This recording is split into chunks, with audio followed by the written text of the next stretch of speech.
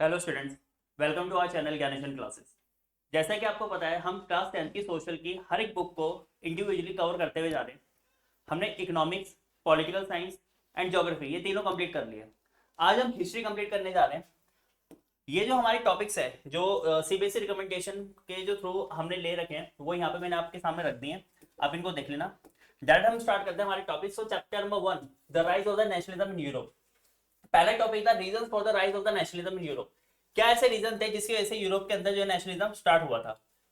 तो स्टार्ट करते हैं। सबसे पहला फ्रेंच रिवॉल्यूशन। ये आपको पता ही है कि जो सबसे पहला रिवॉल्यूशन था वर्ल्ड के अंदर, वो पहला फ्रेंच रिवॉल्यूशन था, जिसकी वजह से पूरे यूरोप के अंदर अलग अलग जगह पे रिवॉल्यूशन स्टार्ट हो गए थे।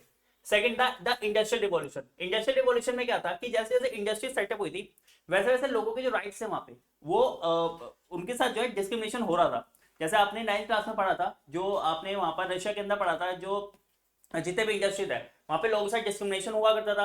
वर्किंग आवर्स सेम नहीं थे, वेजेस बहुत इंडिफरेंट थे, वर्किंग कंडीशंस अच्छी नहीं थी। The enlightenment. एनलाइटमेंट मतलब जो है ज्ञान की प्राप्ति, मतलब है कि नेशनलिज्म के जो लोगों के अंदर जो विचार है कि हाँ ये क्या किस तरीके से होना चाहिए, हमारे साथ ये चीजें गलत हो रही है, वो बात बता रखी है। The rise of the middle class. एक इंसान कब तक दब सकता है, वह एक लिमिट तक ही रहेगा। अगर उसके साथ ऑपरेशन ज्यादा रहेगा तो ऑब्वियसली बात है अपनी आवाज उठाएगा। तो मिडिल क्लास ने भी वही करा। The decline of the feudalism, मतलब सामंतवाद। जो पुरानी प्रथा चलती आती थी उनको इन लोगों ने खत्म करा। Then after that the Napoleonic war. आप सबको पता है जो नेपोलियन आया था, जिसने जो यहाँ पे डिक्टेटरशिप स्टार्ट करी थी, तो उसका जो खत्म होना यहाँ पे, जो नेपोलियन वॉर में हारा था, वाटरलू की जो वॉर थी, the operation of the people.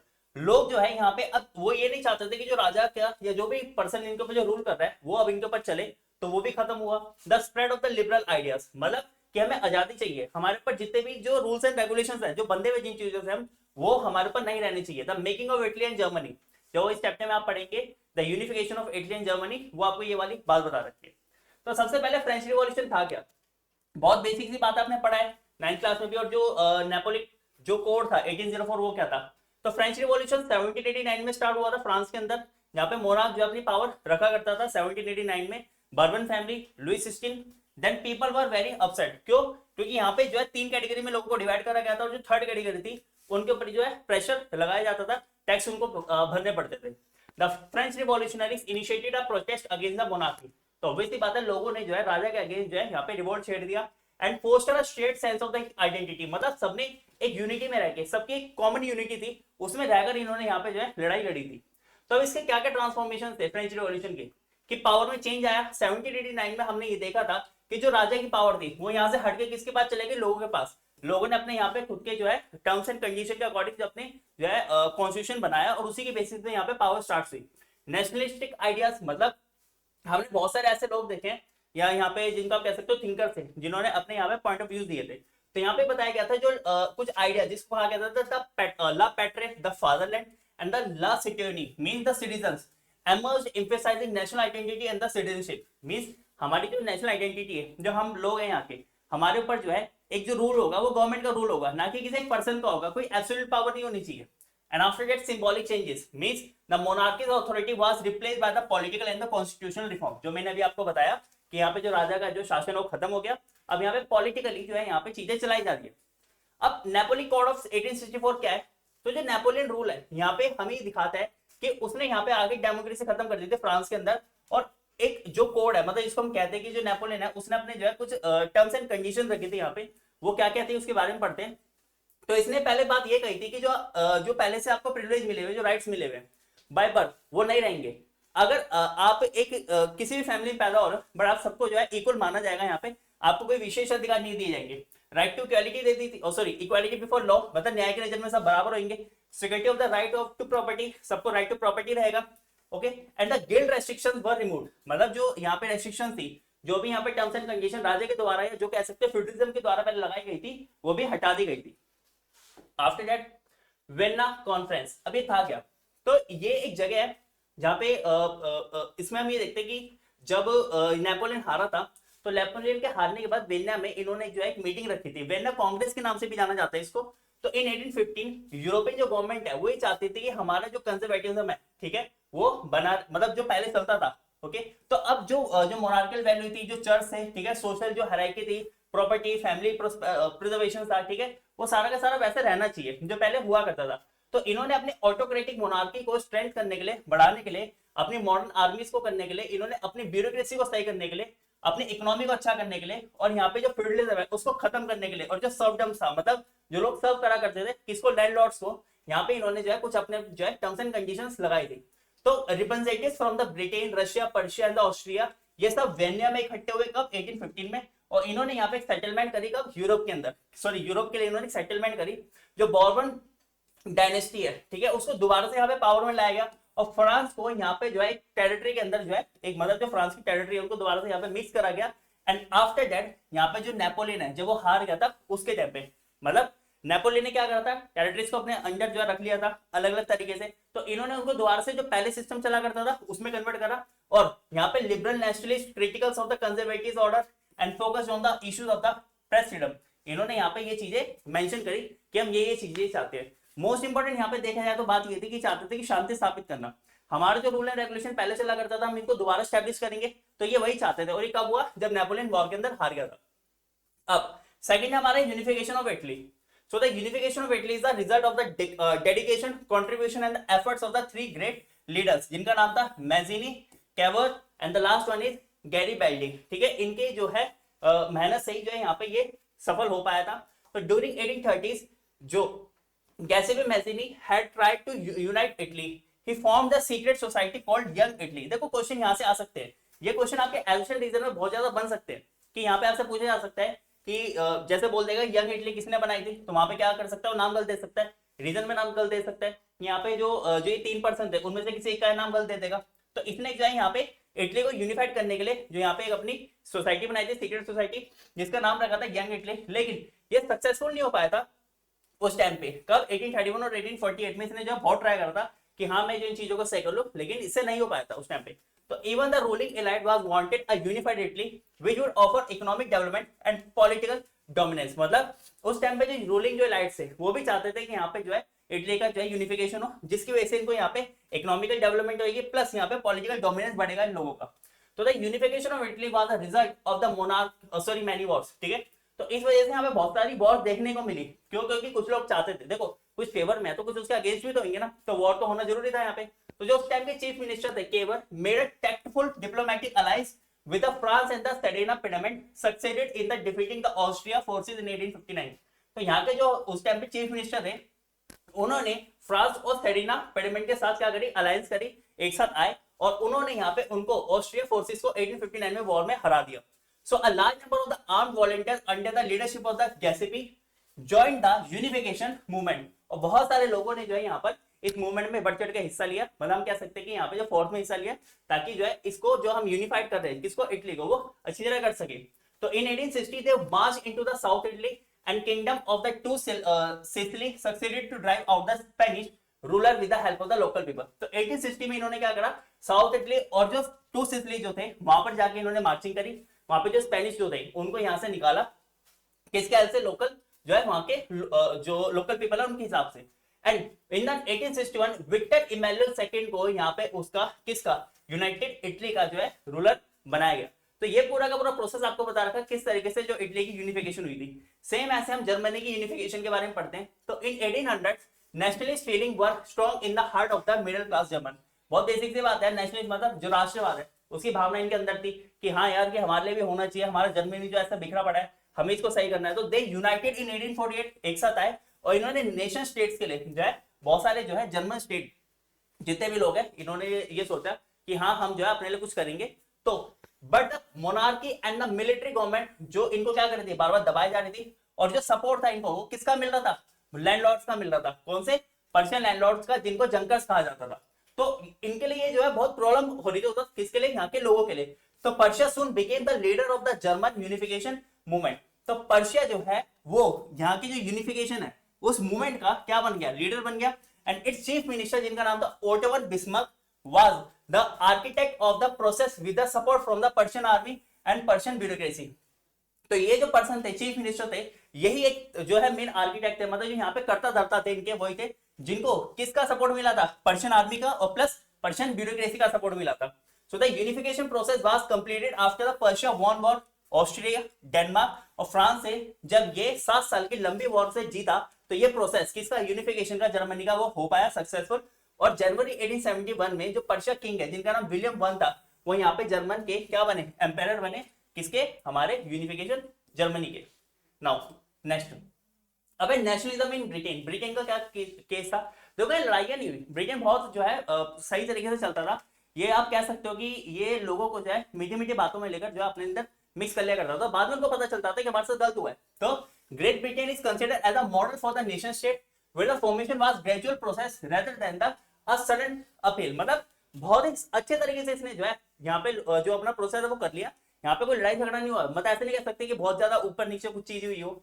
तो the English Parliament played a vital role in the forging a nation state with England at its core, eroding the ethnic identity of the Welsh, Scot and the Irish।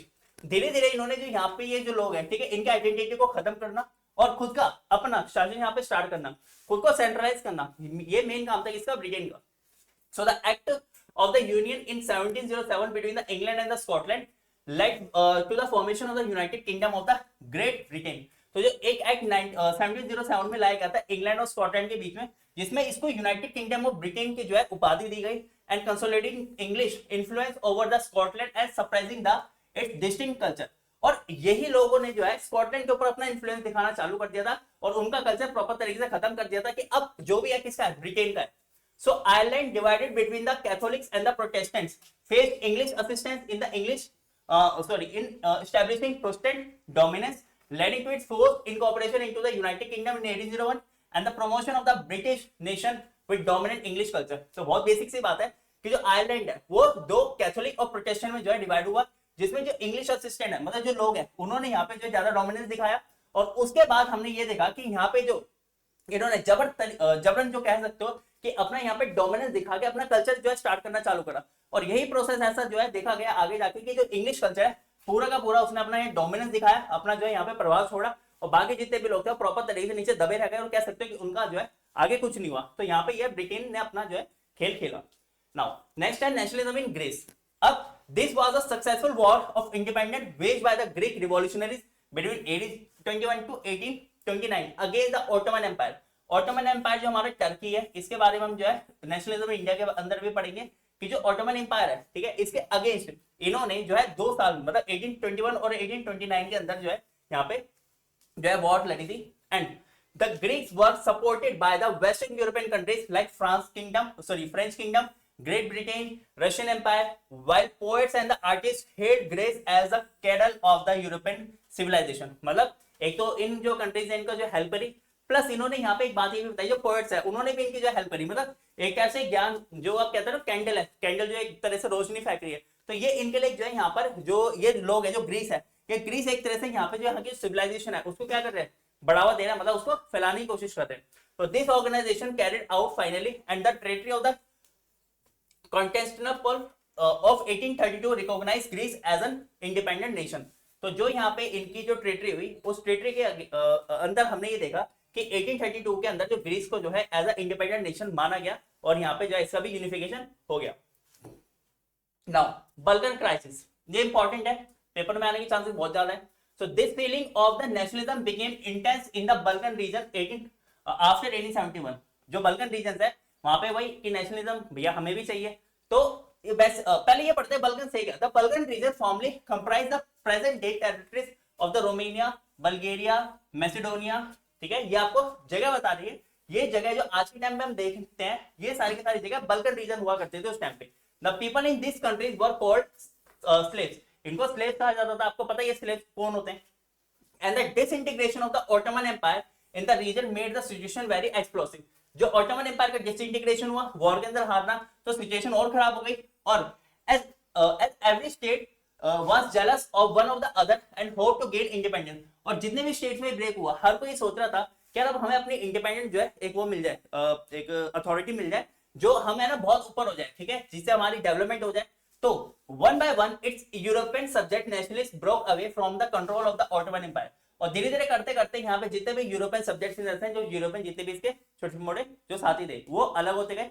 And after that declare independence, और खुद को इन्होंने independence declare कर दिया। मतलब देखो ध्यान से समझो, ये एक पूरे के पूरे एक नेशन था बल्कन से, ये धीरे धीरे धीरे धीरे टूटता गया। अब जितने भी इसके पार्ट टूटे, वो पार्ट्स खुद को इंडिपेंडेंट बताने लग गए कि अब हम इंडिपेंडेंट ही रहना चाहते हैं, हम किसी के साथ मिक्स होना नहीं चाहते, हमारी खुद की आइडेंटिटी होनी चाहिए।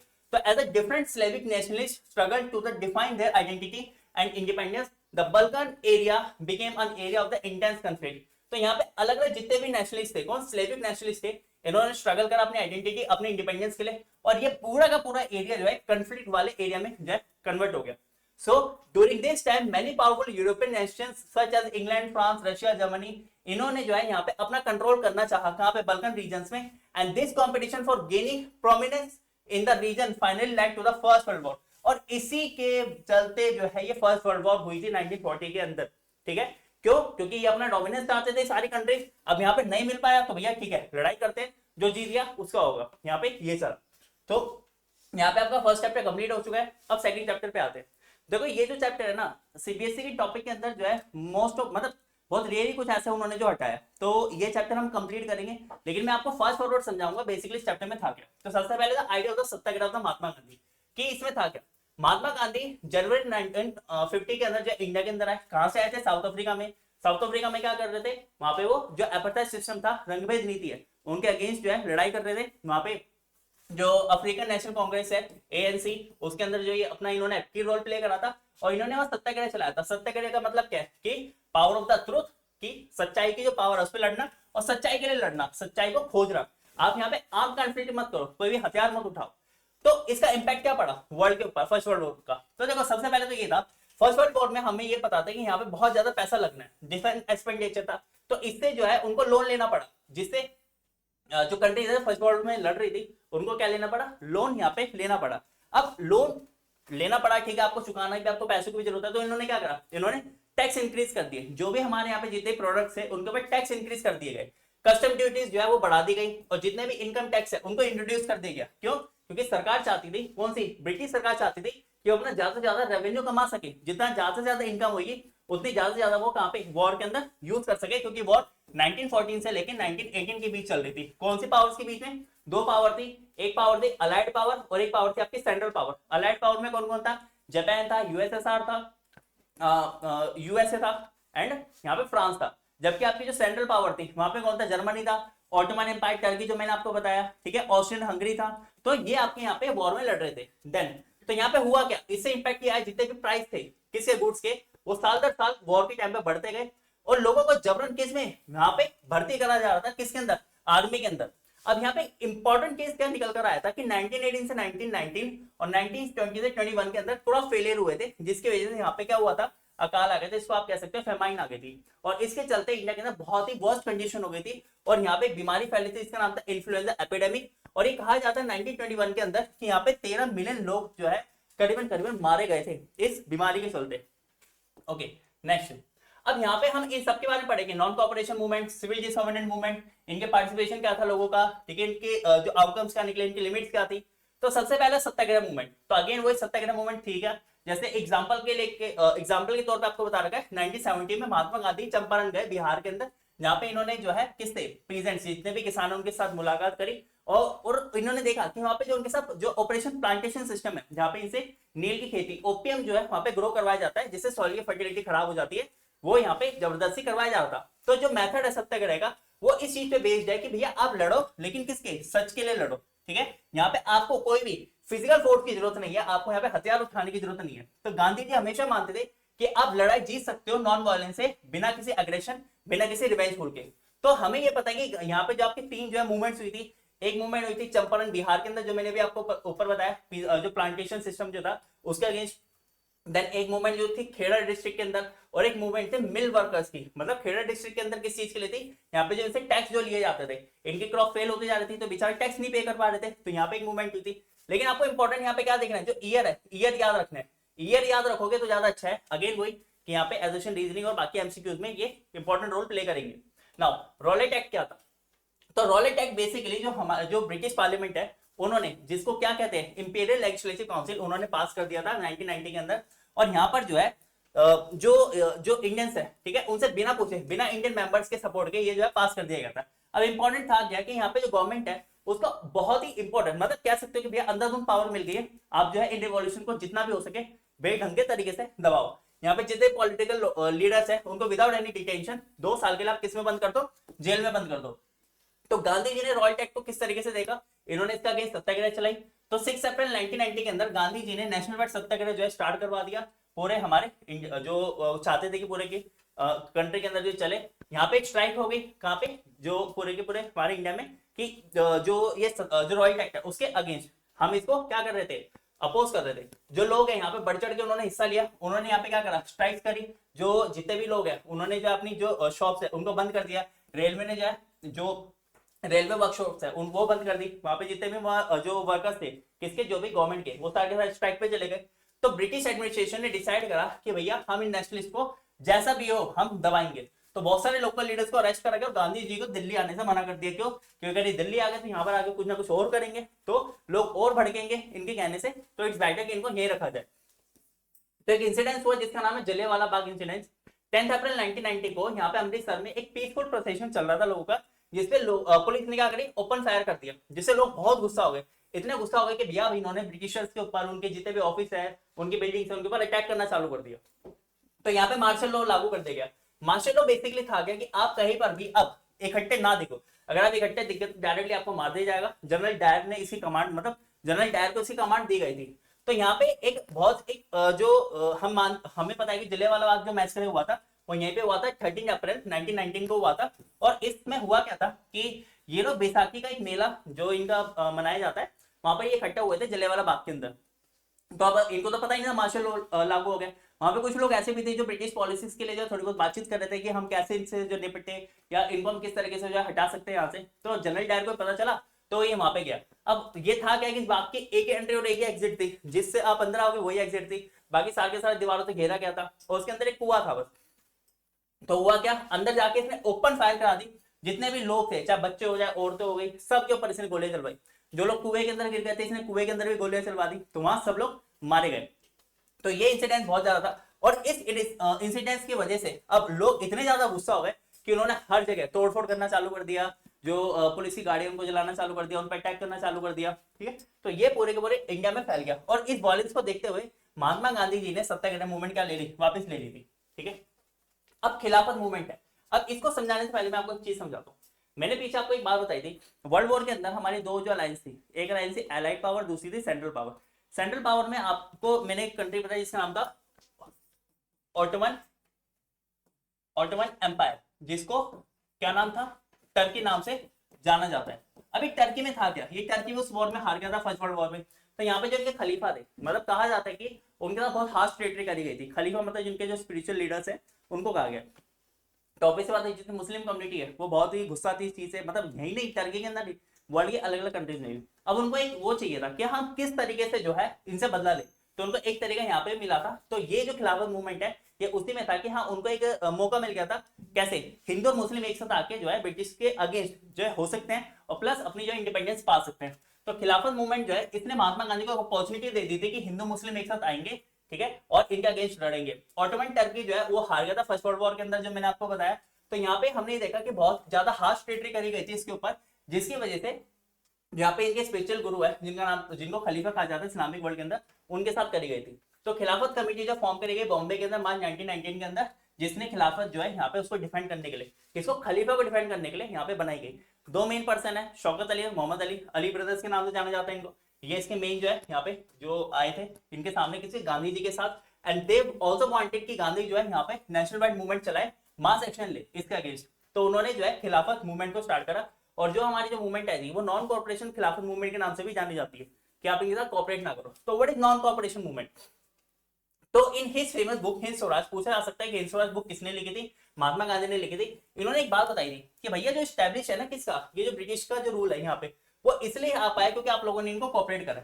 अगर आप किसी के साथ कॉपरेट ही नहीं करोगे तो पर्सन कभी आगे आएगा ही नहीं, आगे होएगा ही नहीं। आपके साथ कभी कोई गलती नहीं कर सकता। वो आपके ऊपर क्यों हावी हुआ? क्योंकि आप लोगों ने उसको कॉपरेट करा। अगर आप उसको कॉपरेट करना छोड़ दो, ठीक है, तो आपके साथ कभी भी वो चीज होगी नहीं। तो इन्होंने ये कहा कि आप नॉन कॉपरेशन जो है मूवमेंट हम स्टार्ट करेंगे और उसमें आप सब बढ़ चढ़ के हिस्सा लेना।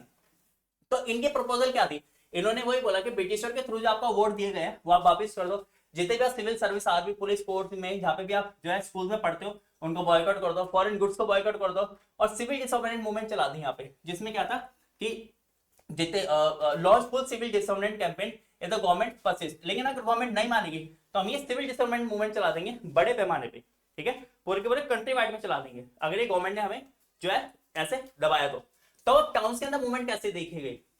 तो बहुत सारे जितने मिडिल क्लास के लोग थे, ठीक है, उन्होंने यहाँ पे चाहे स्टूडेंट हो गए, टीचर हो गए, हेडमास्टर हो गए, ठीक है, इन सब ने क्या करे, अपने जितने भी लीगल प्रैक्टिसेस थी जो लॉयर्स की थी, ठीक है, इन सब ने सबको छोड़ दिया। इकोनॉमिक फ्रंट में देखा जाए तो जितने भी हमारे नॉन कॉर्पोरेटिव मूवमेंट थे यहाँ पे इनको अलग तरीके से देखा गया। जैसे the production of the Indian textile वो अब धीरे धीरे बढ़ती गई, क्यों? क्योंकि अब हमने जो है ब्रिटिशर की जितनी भी चीजें उनको लेना मना कर दिया। और हम ये देखें तो ब्रिटिशर की जो वो थी, जो 102 जो इनकी वो थी जो इनकम थी, वो धीरे से घट के कितनी हो गई, ओनली 57 रह गई थी। तो ये आपको पता ही होगा 1821 की बात है ये। Then, however, this movement slowed down due to the variety of the reasons। क्या?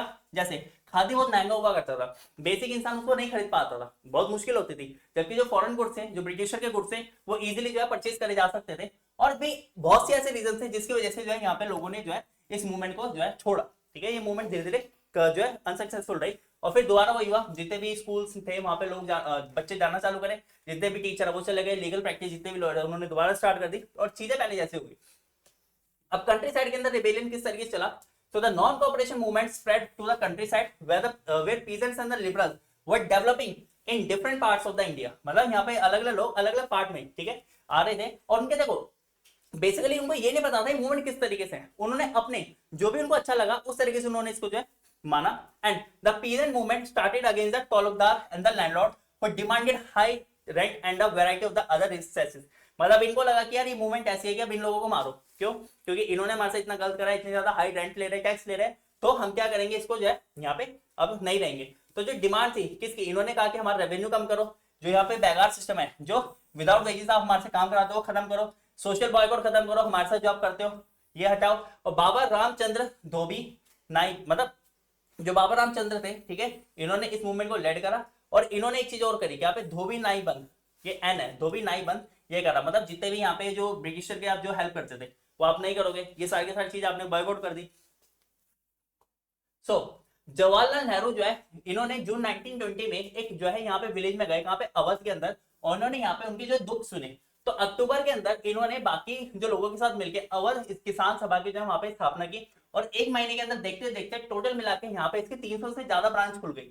ओके, ब्रांच खुलने जैसा लोगों ने इसको जो अपना ग्रुप बना लिया। तो 1921 के अंदर पीसेंट मूवमेंट जो यहाँ पे चली, तो तौलकदार के जो हाउस है, मर्चेंट के हाउस है, उनपे जो अटैक करा गया, बाजारों को लूटा गया, ठीक है, ग्रेन्स को लूटा गया।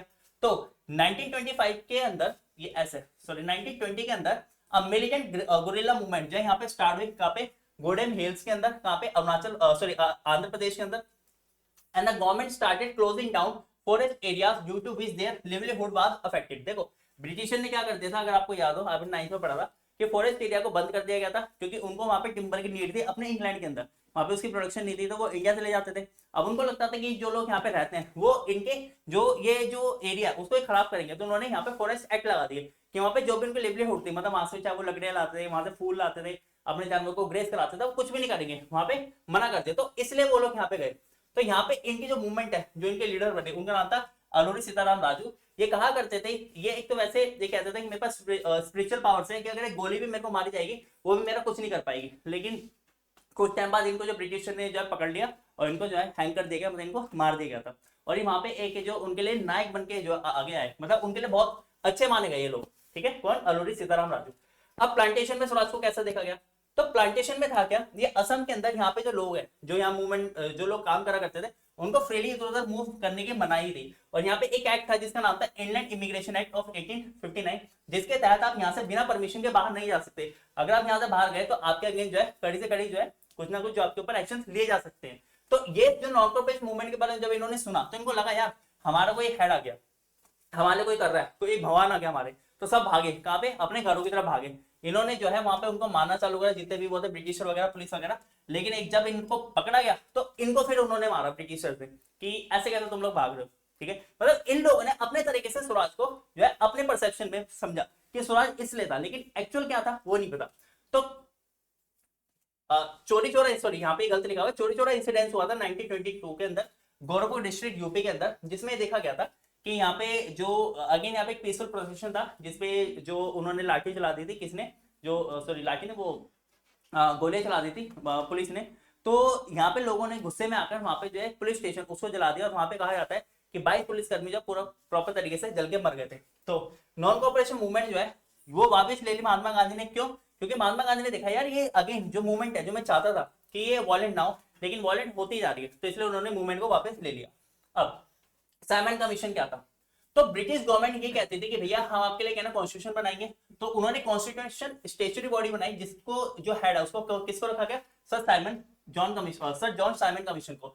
ये हमारे यहाँ पे इसलिए भेजी जाती थी कि हमारा कॉन्स्टिट्यूशनल सिस्टम कैसा होगा, किस तरीके से वर्क करा जाएगा, तो वो हमें समझाने के लिए यहाँ पे भेजी गई। लेकिन मेन बात यहाँ थी कि इसमें ना कोई भी इंडियन लीडर नहीं था, किसी भी इंडियन को यहाँ पे ऐड नहीं करा गया था। तो हुआ क्या, साइमन कमीशन जो है इंडिया के अंदर 1928 में आया, और इसका जो स्वागत किस तरीके से करा गया कि साइमन वापस जाओ, साइमन गो बैक, ये इसको जो है नारे से भेजा गया। तो जितने भी पार्टी थी, ठीक है, उन सबने जो है प्रोटेस्ट को ज्वाइन करा। और लॉर्ड इरविन ने ये एक बात बोली क्या हमारे इंडिया को कि अक्टूबर 1929 में, क्यों? क्योंकि देखो इसको ये पता था कि ये उस टाइम का वायसराय था हमारे इंडिया का, तो इसको ये बात पता थी यार ये बहुत एग्रेसिव हो रहे हैं, अब इनको किसी ना किसी तरीके से जो है दबाना है।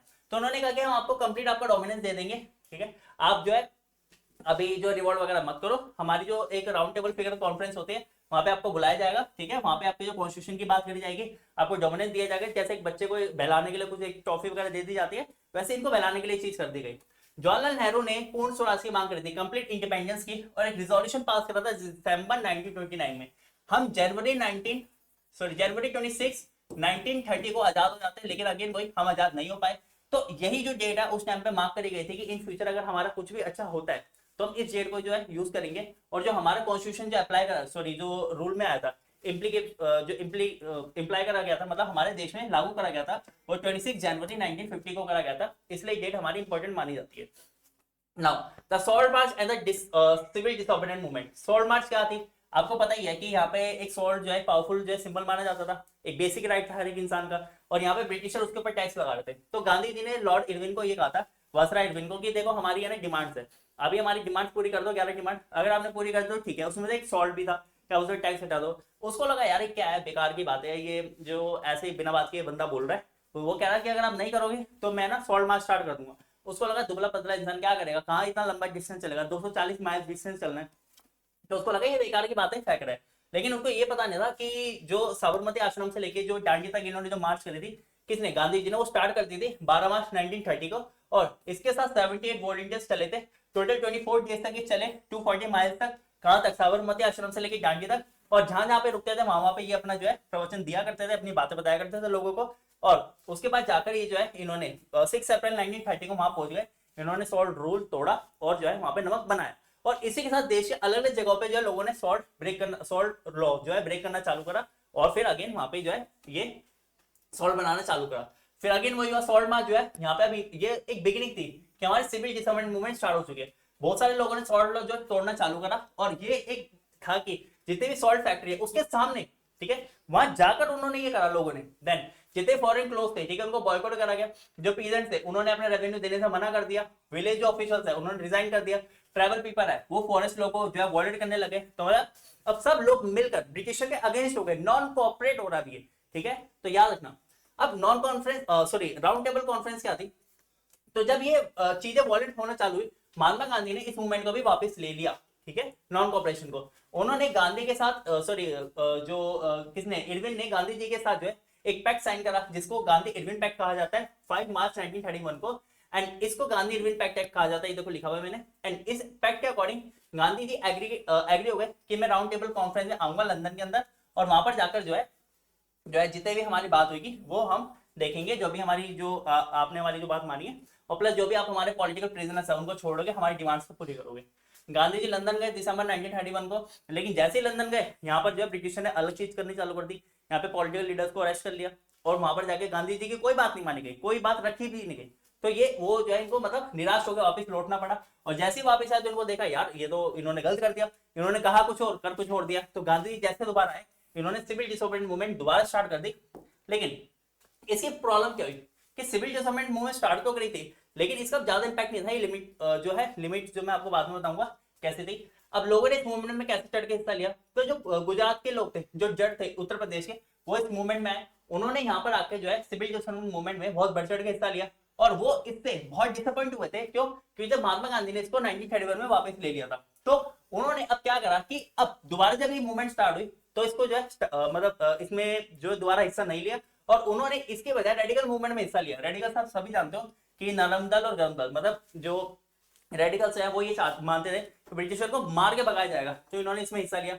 जितने बिजनेसमैन जितने भी थे वो यहाँ पे जो इंडस्ट्रीज थे वो सब यहाँ पर आए थे। ठीक है, ये जो आपको काउंसिल बता रखे, जैसे मैंने यहाँ लिखा हुआ था, Indian industrial and the commercial Congress in 1921 and the federation of the Indian chamber of the commerce and the industry FICCI, इन सब ने जो है ये अपनी कॉर्पोरेशन बनाई थी और बढ़ चढ़ के हिस्सा लिया था यहाँ पे।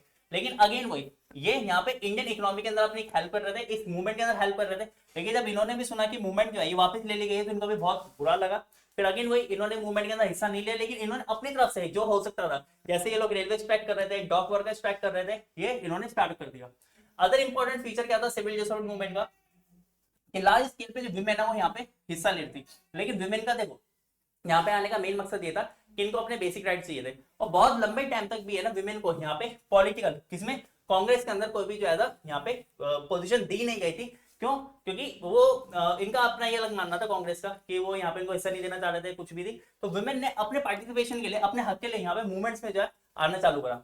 अब यहाँ पे लिमिट क्या थी सिविल डिसऑर्डर मूवमेंट की, तो जो दलित थे, मोस्ट इंपॉर्टेंट है, तो दलित जिनको अनटचेबल कहा जाता है, ठीक है, वो यहाँ पे हमेशा वो मानते थे कि जो स्वराज का कॉन्सेप्ट है ये हमारे है ही नहीं, ये हमारे कभी बनाई नहीं है, अलग ही है। तो महात्मा गांधी जो है हमेशा ये कहा करते हैं कि जो हरिजन्स है, ये जो अनटचेबल है, ये हरिजन्स होते हैं और इनको जो है भगवान का बच्चा कहा जाता है, और बिना इनके हम कभी स्वराज को नहीं पा सकते। उन्होंने सत्याग्रह मूवमेंट जो चलाई थी वो किसके लिए, अनटचेबल्स के लिए चलाई थी। लेकिन उन्होंने ये देखा कि जो इनके सॉल्यूशन है, क्या, जो ये थे जो अनटचेबल्स है, ये मानते थे कि हमारा सॉल्यूशन अलग होगा, मतलब इसके थ्रू नहीं होगा जो आपने मूवमेंट चलाई है, हम जो है हमारी अलग डिमांड्स, हमारी प्रॉब्लम्स अलग है समाज के अंदर, आप समझ नहीं पा रहे हो हमारी डिमांड्स क्या है। तो उन्होंने डिमांड करी कि हमें रिजर्वेशन दे दो, किसके अंदर, एजुकेशन इंस्टीट्यूशंस के अंदर, और हमारा सेपरेट इलेक्टोरेट बना दो। डॉक्टर भीमराव अंबेडकर जी ने जो है दलित के लिए एक जो है एसोसिएशन बनाई, जिनका नाम रखा इन्होंने the depress classes association in 1930, और इनका जो क्लैश हुआ महात्मा गांधी जी के साथ, कहाँ पे, सेकंड राउंड टेबल कॉन्फ्रेंस के अंदर, क्योंकि यहाँ पे अंबेडकर जी चाहते थे कॉन्फ्रेंस बने, ठीक है, लेकिन महात्मा गांधी जी ने मना कर दिया था, नहीं ये नहीं बनेगी, क्योंकि अगर ये बनेगी तो हमारे प्रॉब्लम हो जाएगी। तो ये चीज वहां पे चली। देन आगे चल के इन दोनों के बीच में एक पैक्ट साइन हुआ, जिसको पूना पैक्ट कहा जाता है, सितंबर 1932 के अंदर, जिससे यहाँ पे जो ये एसोसिएशन है, जिनको SC नाम दिया गया, ठीक है, शेड्यूल कास्ट नाम दिया गया, और इनके लिए जो यहाँ पे सीट रिजर्व करी गई, कहाँ पे, प्रोविंशियल और सेंट्रल लेजिस्लेटिव काउंसिल्स के अंदर, एंड आगे जाके इनको हर एक जगह में जो है रिजर्वेशन भी दी गई।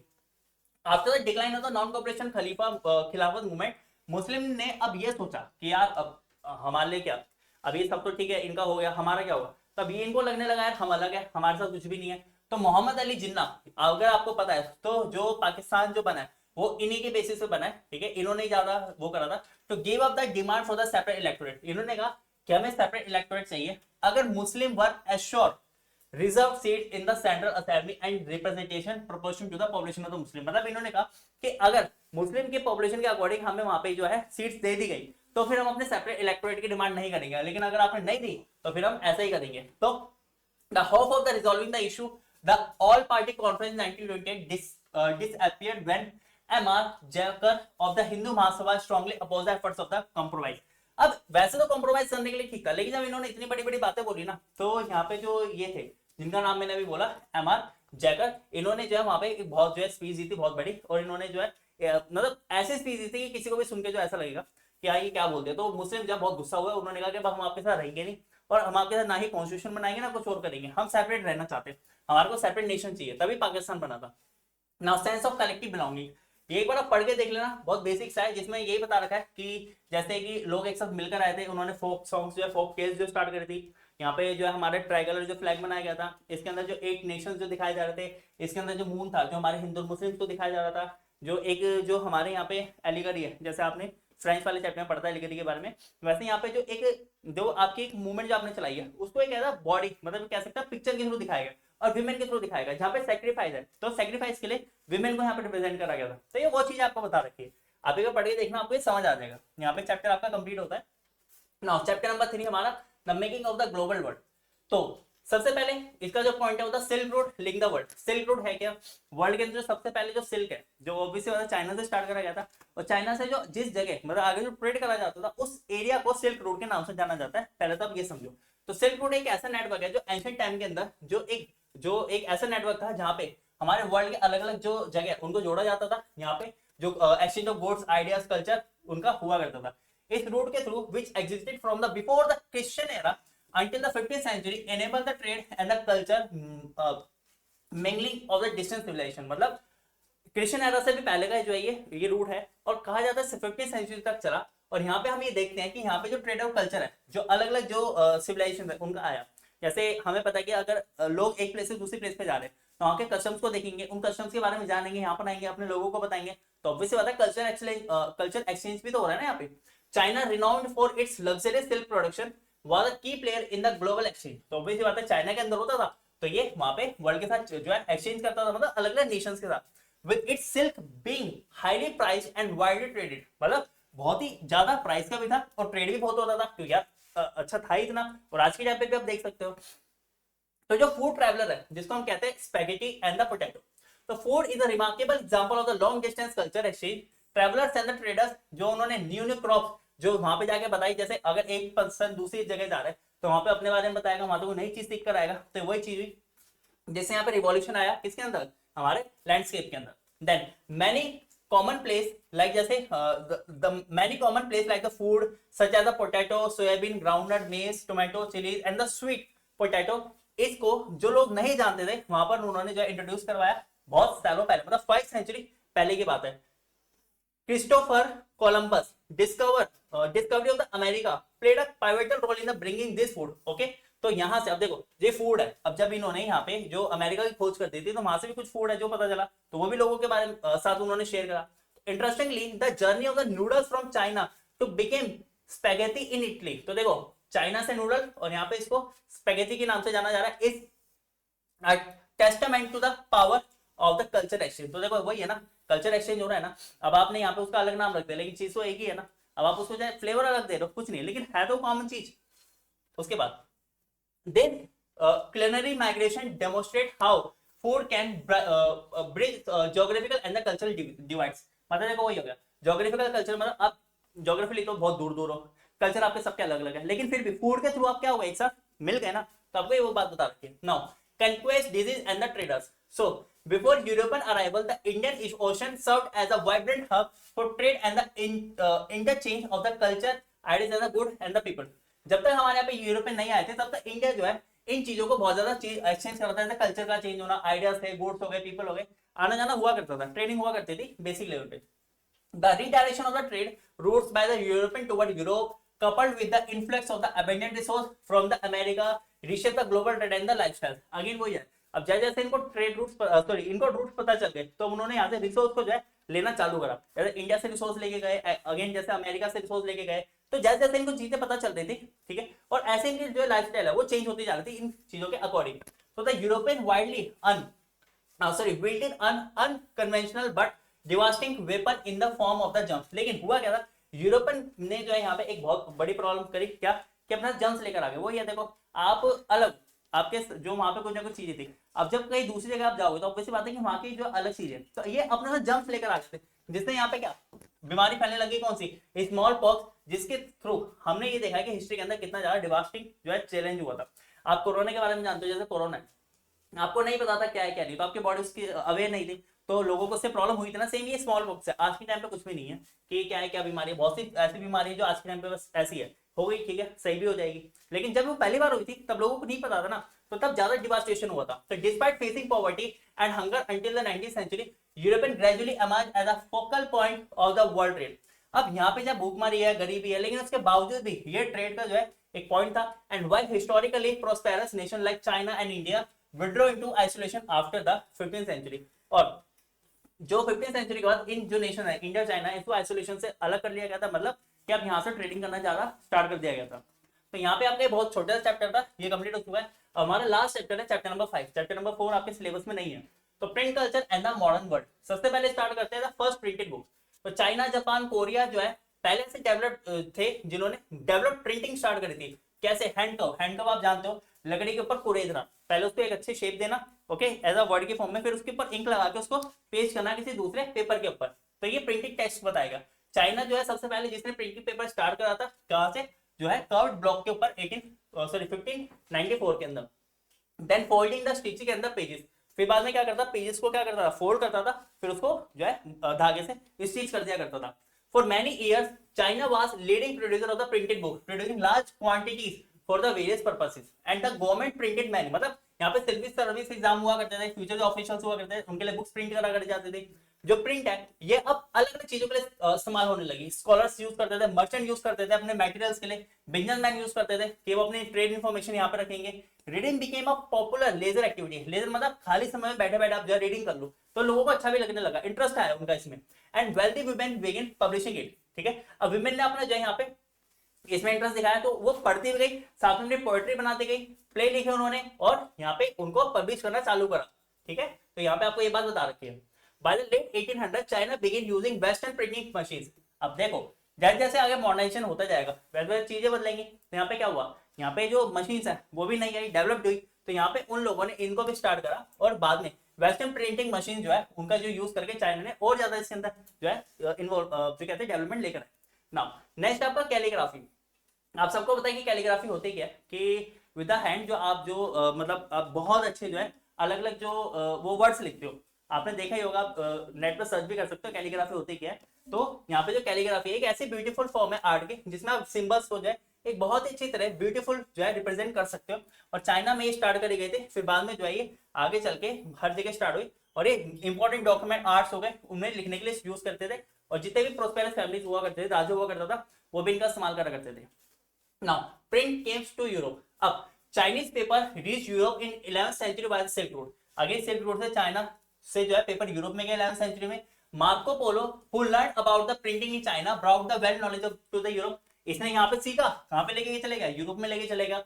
His idea forced the church to respond, leading to disagreement and the starting the Protestant Reformation. मतलब अब जो उसके आइडियाज है, देखो जैसे जैसे रीडिंग चालू होगी लोगों के आइडियाज आएंगे, लोग सोचना चालू करेंगे, और वही आइडियाज फिर वो प्रिंट करना चालू करेंगे, तो वही चीज हुई। लेकिन यहाँ पे जो चर्च है उनको अच्छा नहीं लगा, तो यहाँ पे रिफॉर्मेशन स्टार्ट हो गई, जिसको प्रोटेस्टेंट रिफॉर्मेशन कहा गया। ये अभी मैं आपको नीचे बताऊंगा क्या था। The Protestant reformation was a movement in the 16th century, जहाँ पे कैथोलिक जो चर्च है, ठीक है, उसके अंदर चेंज आना चालू हुआ। And the Martin Luther was a key figure in it. This movement led to the creation of the different branches of the Christianity separate from the Catholic church. मतलब पहले कैथोलिक चर्च चला करता था, लेकिन अब यहाँ पे लोग जो है, जो यहाँ पे अब उनकी अलग अलग मेंटेलिटी बन गई, तो उसके अंदर भी अलग अलग ब्रांच बन गए क्रिश्चियनिटी की, कि लोगों ने कहा नहीं यार जो चर्च हमारे को चीजें बताता है गलत है, ऐसा नहीं है, हम अपने बिलीफ देखेंगे, अपनी जो जो भी हमारी सोच है उसके थ्रू हम आगे चलेंगे।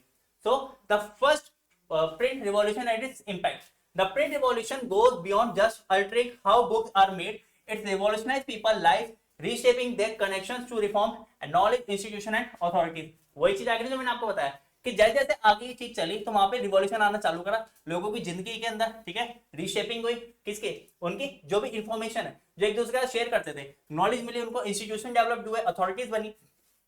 तो द न्यू रीडिंग पब्लिक, तो the print revolution Lord the cost of the books. देखो अब ये पता चल गया कि हाँ यार कि लोगों को जो इसकी नीड है, तो एक बहुत सस्ता पेपर जिससे प्रिंटिंग करी गई लोगों के लिए जो है मार्केट में लाई गई, कि जो इजीली लोग उसको खरीद सके और पढ़ भी सके। तो कॉस्टिंग कम करी गई, जिससे क्या हुआ ज्यादातर लोग जो उसको अफोर्डेबली खरीद सके। जो बुक का फ्लड आना मतलब बाढ़ आना, भैया मार्केट के अंदर धड़ल्ले से आपको बुक मिल रही है, ऑडियंस इनको खरीद रही है, ठीक है, तो लोगों ने इनको पढ़ना चालू करा, ठीक है। तो in the past only elite were allowed, मतलब एलाइट मतलब जो वेल्थिएस्ट फैमिलीज हुआ करती थी, जो राजा हुआ करते थे, उन्हीं को अलाउ था कि आप रीड कर सकते हो। कॉमन पीपल जो बस सुनेंगे क्या, सेक्रेड बुक्स, मतलब जैसे लोग बैठ गए वहां पे, एक जैसे मैं इंडिया के बारे में बता रहा हूँ कि यहाँ पे जो लोग आगे बैठ गए ब्राह्मण, जब बुक पढ़ के उनको बता रहे क्या है कैसा है, क्योंकि बाकी लोगों को पढ़ना नहीं आता, या जिनको पढ़ना आता है लेकिन वो ये कि आपको ब्राह्मण या आपको बातें बताएंगे, यही आपके साथ जो है शेयर करेंगे चीजें। तो printers begin publishing popular ballads and the folk tales with the illustration from those who couldn't read. अब लोगों के लिए वो चीज बनाई गई जो लोग पढ़ नहीं सकते थे। जैसे आपने क्या करा कि फॉक्स, जैसे आपने पिक्चर फॉर्मेशन में चीजों को रिप्रेजेंट करना चालू करा, तब पिक्चर देखकर जो समझ सकते हो। या ऐसा भी होता था कि एक पर्सन पढ़ रहा है बाकी लोग उसको सुन रहे हैं, यहाँ पे वो चीजें भी स्टार्ट हुई। Now religious debate and the fear of the print. Now print ने जो है लोगों के जो आइडियाज है, अब मैं जो बार बार आपको चीजें पीछे बता रहा हूँ वही चीजें आ गई, लोगों ने अपने आइडियाज शेयर करने चालू करे, और टाइम टू टाइम ये चीजें जो है डिबेट में कन्वर्ट हो गई। However, not everyone liked printing books. Some were worried about the rebellious and the religious idea. बहुत से लोग ये सोचते थे यार इससे रिलीजन को प्रॉब्लम होगी, उनको ये चीजें पसंद नहीं आई। क्यों? क्योंकि उनको लगता था कि जो हमारे कस्टम्स है, जो हमारा फ्यूडलिज्म है, जो सामंतवाद प्रथा है, जो पीछे चीजें चली आती थी हमारी, वो चेंज हो जाएगा, उसमें लोग बिगड़ जाएंगे, अलग हो जाएंगे। तो मार्टिन लूथर इन 1517 एक क्रिश्चियन रिफॉर्मर से उन्होंने 1905 थीसिस लिखी। इसमें लिखा गोइंग अगेंस्ट मैनी प्रैक्टिसेस, मतलब जो रोमन कैथोलिक चर्च है उनकी जितनी प्रैक्टिस, जो भी चीजें बताया करते थे, उनके अगेंस्ट जाके इन्होंने ये लिखे। And the church had to talk about what he believed, तो उन्होंने उससे बातें भी करी, ठीक है, लेकिन ऑब्वियसली बात है चर्च उससे डिसएग्री रहा हर चीजों पे, वो माना नहीं बंदा। एंड फाइनली जाके क्या हुआ कि उसको जो है इस रिफॉर्मर में जो है मार दिया गया था, किसको? मार्टिन लूथर को। मतलब क्यों? क्योंकि चर्च के अगेंस्ट जाता है, और ऑब्वियसली बात है उस टाइम पे जो मेन अथॉरिटी चर्च की थी, तो उसके अगेंस्ट हो जाएगा तो वो एक्शन लिया करते थे।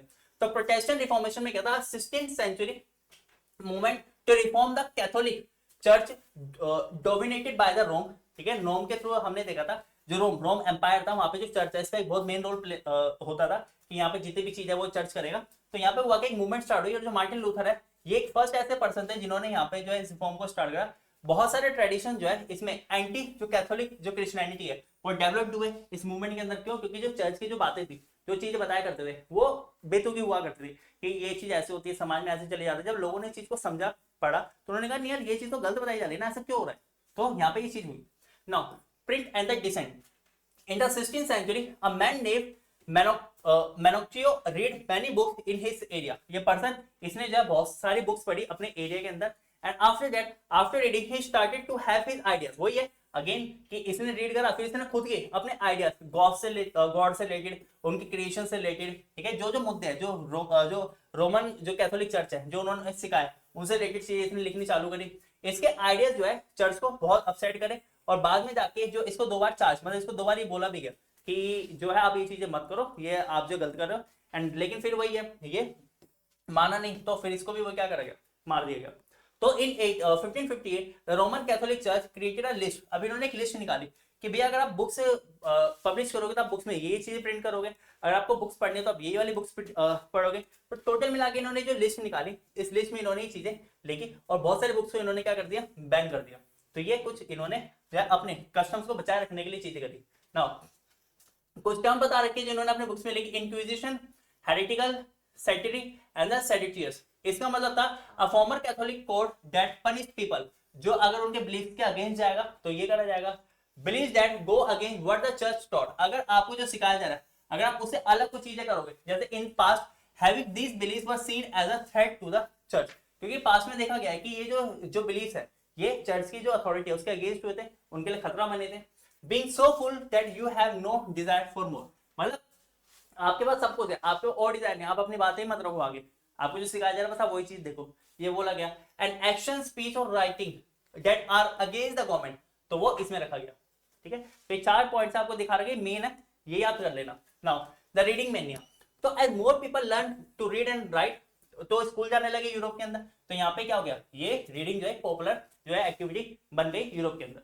अब new kind of the books and the stories were printed to reach different groups of the people, अलग अलग टाइप की स्टोरीज जो है लोगों तक पहुंची, लोगों ने पढ़ना चालू करा उनको।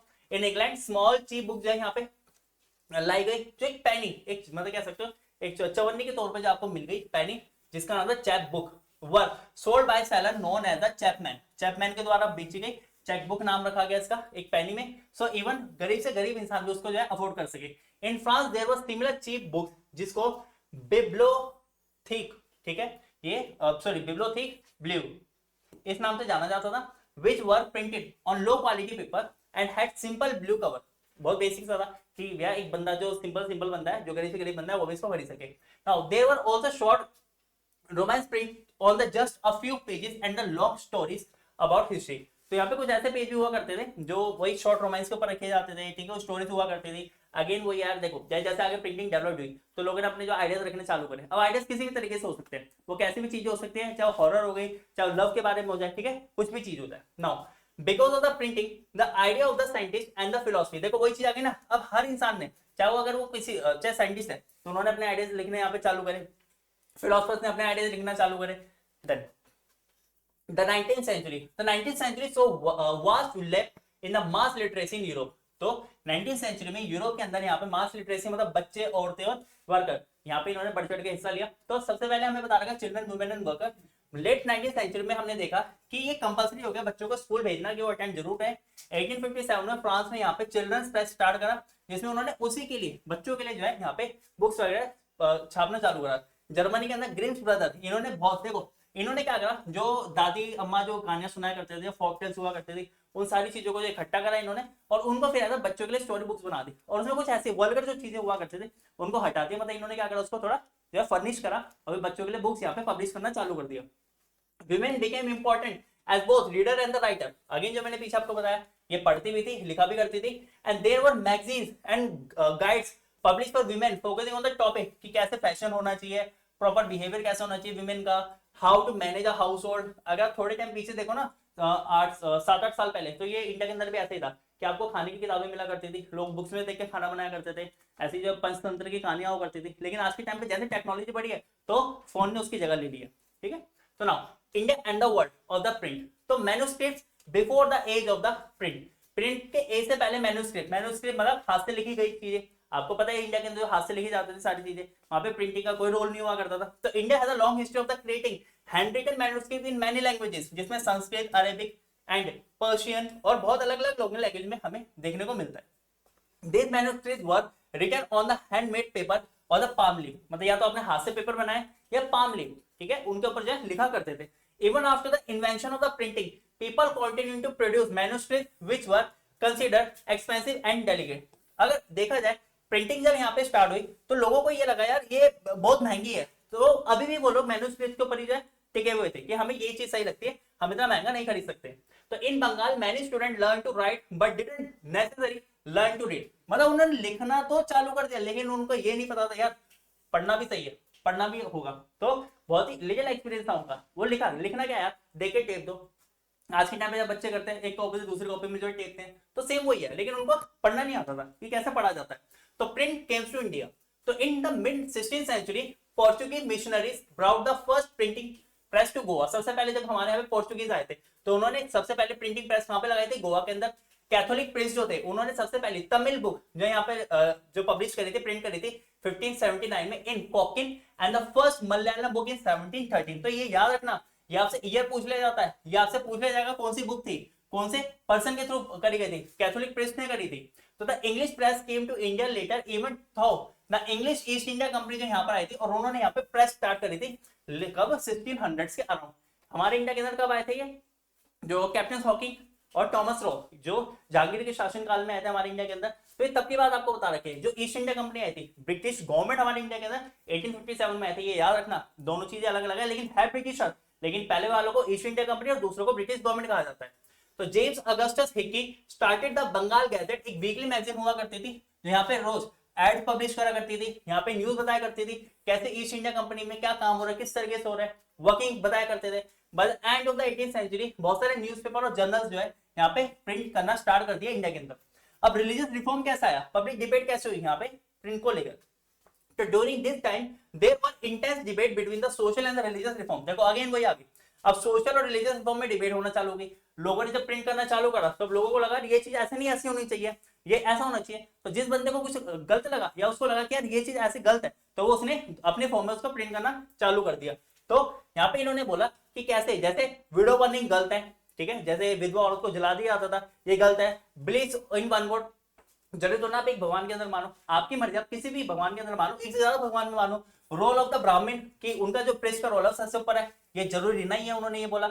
आइडल वर्शिप, हर चीज अपने आप में जो है यहाँ पे देखी गई। 1821 के अंदर रोमेन, एक मिनट, 1821 के अंदर रोमहन रॉय, सॉरी राम मनोहर रॉय, ये सॉरी गलत लिखा है, Ram Manohar Roy started the Sambad Kaumudi in to share his ideas and in reply traditionally created the Samachar Chandrika to challenge his views. मतलब इन्होंने अपने जो है इसके अंदर कुछ अपने आइडिया शेयर करने चालू करे, और जो लोग जिनको लगता था कि भैया ये चीज गलत है, तो उन्होंने इनको चैलेंज करना चालू करा इसके अंदर। In the northern India religious scholars worried that the colonial ruler might encourage conversion and change Muslim law.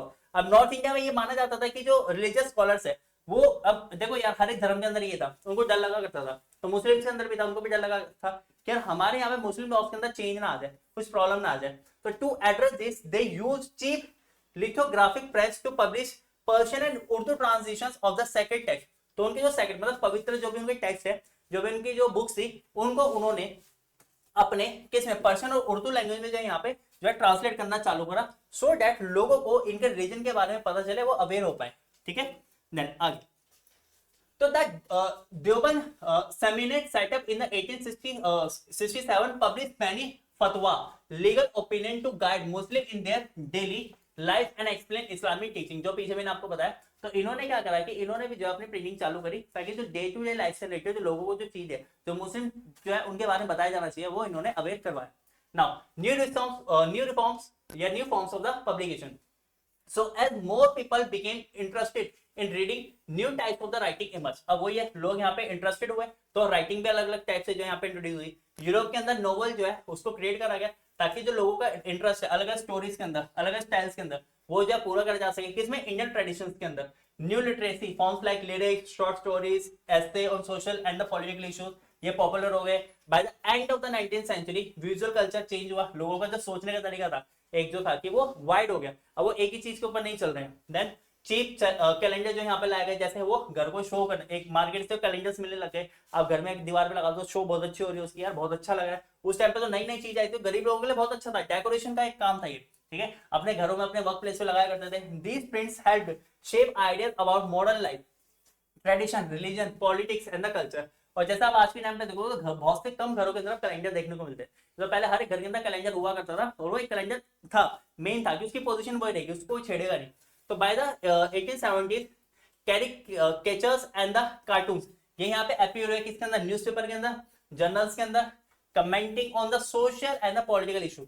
Again वही कि सोशल और पॉलिटिकल इश्यूज के ऊपर आप अपने बात रख सकते हो, कमेंट कर सकते हो, डिबेट कर सकते हो, आपके ऊपर है। Now print and censorship, again वही यार, इतनी सारी चीजें होंगी तो क्या सेंसरशिप नहीं आएगी, क्या रोक नहीं लगेगी। तो हुआ क्या, early press freedom, when the East India Company was in charge there were few rules about what newspaper could print. ठीक है, या कुछ पब्लिश कि वो क्या पब्लिश कर सकते क्या नहीं, थोड़े बहुत जो है उनके रूल्स एंड रेगुलेशन थे। लेकिन उसके बाद क्या हुआ, नए रूल बनाए गए। The Calcutta supreme court set some rules to control newspaper in 1835।